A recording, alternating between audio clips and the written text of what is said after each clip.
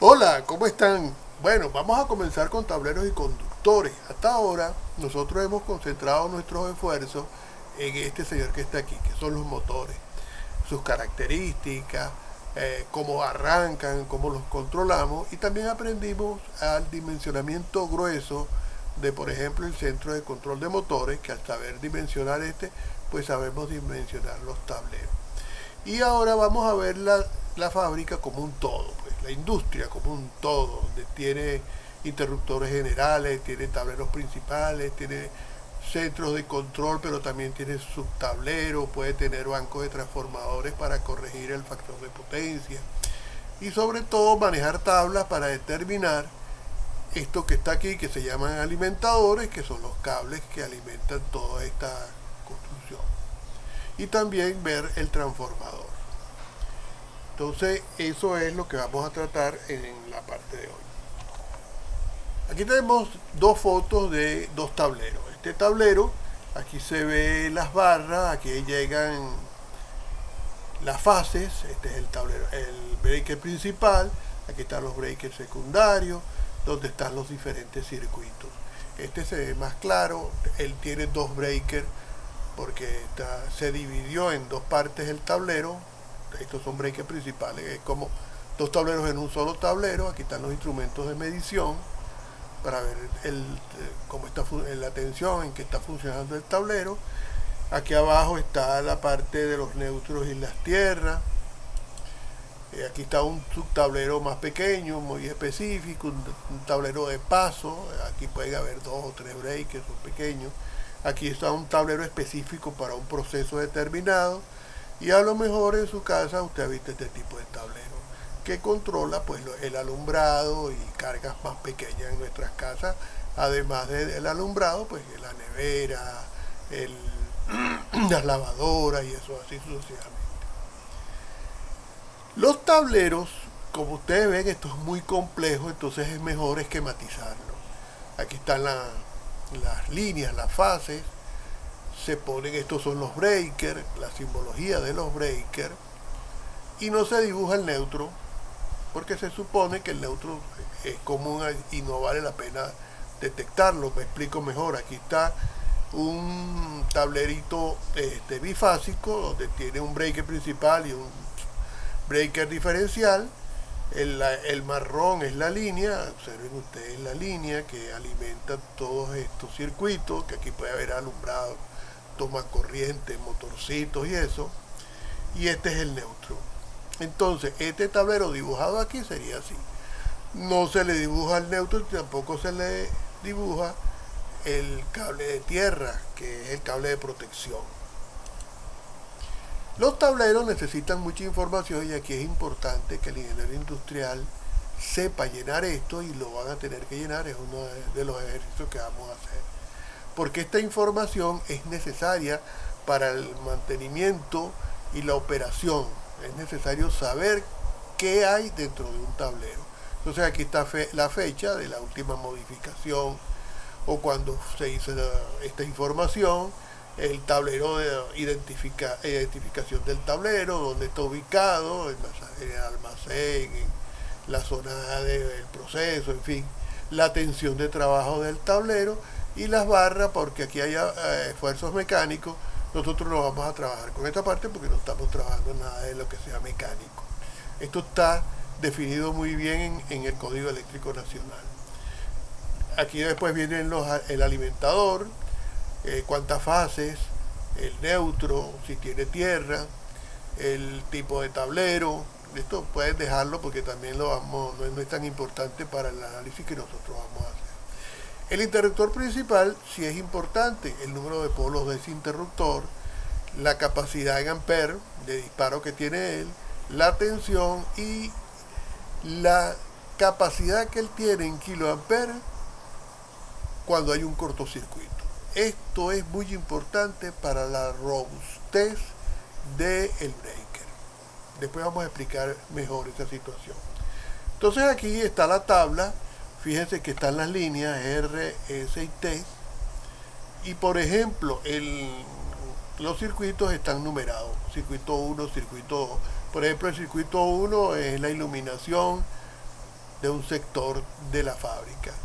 Y el circuito O es la iluminación de otro circuito. Y ambos están conectados a la fase R. A la fase T van otros circuitos y a la fase S van otros circuitos. Esto se hace así ordenadamente para tratar de balancear las cargas. Entonces, por ejemplo, ¿qué información va? Bueno, el circuito 1, la capacidad en amperes, el calibre de los conductores, la carga conectada y los KVA. Entonces aquí se va llenando esto. Esta parte no la vamos a llenar por ahora, pero esta parte se las voy a preguntar, entonces es bueno que le pongan la lupa a esto, sobre todo cuando ya aprendamos a calcular los conductores, que es lo que vamos a hacer ahorita. Normalmente ya nosotros conocemos y hemos visto cómo se trabaja con esto. Aquí está la línea de fuerza, aquí está la parte del circuito de mando, las líneas, los seccionadores, los contactores, aquí está un interruptor de sobrecorriente, el motor como tal. Pero este circuito es como un circuito, un motorcito que esté por aquí. Usted se imagina, si lo hacemos así para todo el circuito, esto va a tener un cableado que hace esto y totalmente incomprensible, ¿verdad? Entonces hay que hacer esto y se deja la ingeniería de detalle para otros casos, pero si queremos el análisis general tenemos que trabajar con lo que se denomina diagrama unifilar. En Venezuela se le dice el esquemático de la fábrica, ¿verdad? Vamos entonces a ver las características de los conductores eléctricos. Los conductores pueden venir así, sólidos. Esto se le dice en Venezuela en un hilo, o también se le dice un alambre. En Venezuela le dicen un alambre. Aquí es el cable que está constituido por varios hilos o por varios alambres. También aquí le dicen pelos a esto. Generalmente se usan cables de 7 pelos o 7 alambres o 7 hilos. Para el calibrado de esto, para identificar la capacidad de estos señores, se usa el sistema inglés, que es el American Wire Gauge, o el sistema métrico decimal. En Europa, el sistema métrico decimal. En América usamos más el AWG. De hecho, el Código Eléctrico Nacional está especificado en AWG. ¿Cómo funciona esto? Cuando te dicen a ti un cable 10 AWG, eso lo que indica es que para lograr esta sección circular, él fue pasado por los dados de una trifiladora 10 veces. Eso es lo que quiere decir eso. Pero lo que sucede es que después fue aumentando, hubo necesidad de aumentar más esto, y el sistema inglés se pasó a lo que se llama el kilocírculo al mil. Un mil es una milésima de pulgada, pero expresada o multiplicada por 1000. Pues. Por ejemplo, el diámetro del 10 AWG, para seguir con él, en pulgadas es esto. Ese es su diámetro en pulgadas. Para expresarlo en 1000, tú multiplicas esto por 1000 y lo aproximas, ¿no? Era 1,8, dice que es 1,02. Este es el 1000. Bien, ahora el kilocírculo al 1000 es elevar este señor al cuadrado. Al elevarlo al cuadrado, estás elevando las pulgadas expresadas en milésimas al cuadrado, ¿no? Y también nuevamente ahora lo divides entre 10.000 para que te dé este número que está aquí. Entre 1000 para que te dé este. Al elevar el 1000 al cuadrado da este señor, y al dividirlo entre 1000 te da este. Es importante que recuerden que esto no es sino el diámetro al cuadrado. No es la sección. En el sistema métrico sí es la sección. Si usted quiere pasar esto al área, tiene que multiplicar por pi sobre 4. ¿Bien? Detallito aquí. Vamos a hablar ahora de esta tabla, que tiene mucha información,